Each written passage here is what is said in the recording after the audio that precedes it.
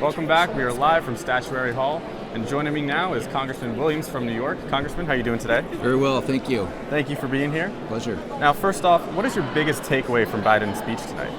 Well, it's my first time, to be there and see it live, so that part was exciting. I was hoping to hear more about a bipartisan approach for the things that matter to the people in my district in central New York. I did appreciate the shout out for the CHIPS investment, which has a big impact where I live, as well as workforce development. But there were a number of other issues that I think were not very well addressed. And what are the biggest concerns of your constituent, and did Biden really address any of those tonight? Well, first, it's inflation. I think, to say that inflation isn't that bad or not as bad, it isn't really what people are experiencing when they go to the grocery store. And so, I think claiming victory on inflation is a little premature, and there's a lot of work to do.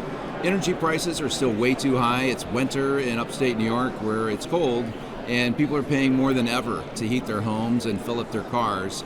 To say that we only have 10 more years that we'll need gasoline and gas is absurd, and so those are things that I don't think are going to land very well with the people in my neighborhood. Mm-hmm. And Congressman, you mentioned your key issues this Congress are energy and inflation. How are you hoping to tackle these issues, and will you go after these in Transportation and Infrastructure Committee or Space and Technology Committees? Sure. I've been announced that I am the chairman of the Subcommittee on Energy for Science, Space, and Technology.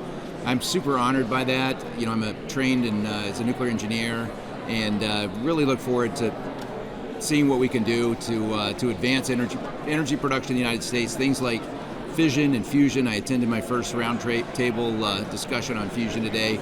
So there's a lot of exciting things that we're going to be working on there. And Congressman, the debt ceiling is looming large. How do you suggest Congress deal with this now and going forward?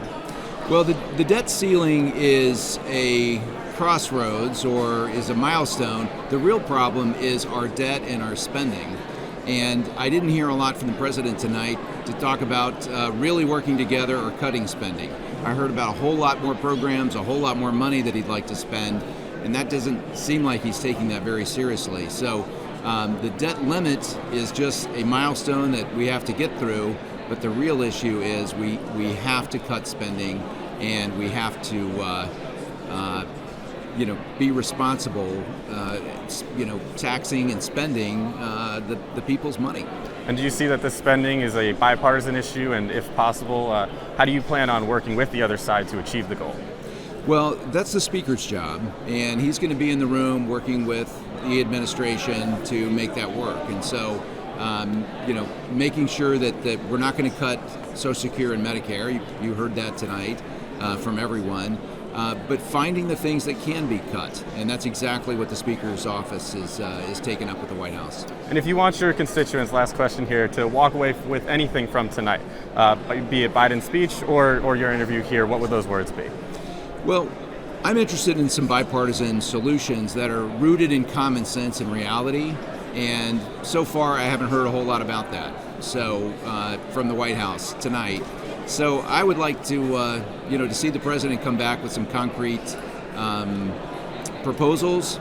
His budget was due on yesterday, and he has not produced it. And so we really like to see where he'd like to go with spending so that we can get to work.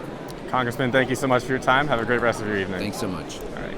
Austin Pelli for FedNet. We'll be back live in Statuary Hall momentarily.